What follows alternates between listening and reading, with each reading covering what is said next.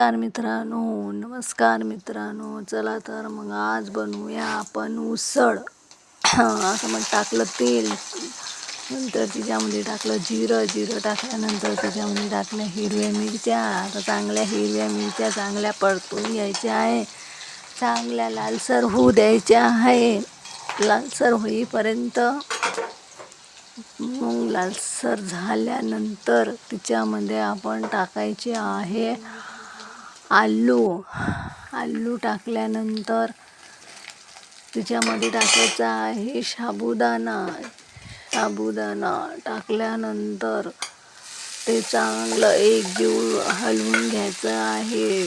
चांगलं एकजीव हलवून घ्यायचं आहे. खाली बुडी लागला नाही पाहिजे, नाहीतर ते चिटकून जाते आहे.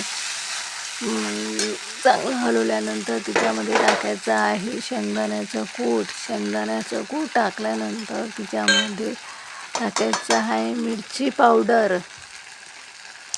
पावडर टाकल्यानंतर तिच्यामध्ये टाकायचं आहे मीठ टाकल्यानंतर ते चांगलं एकजीव हलवून घ्यायचं आहे. चांगलं एकजीव हलवल्यानंतर मग एकदम छान मोकळा बनून तयार होते. बघू शकता तुम्ही, चांगलं हलवलं की नाही हे बघू शकता. मोकळा चांगला हलवून आपली उसळ चांगली तयार झाली आहे. आता खाण्यासाठी तयार आहे उसळ. बघू शकता छान झाली की नाही.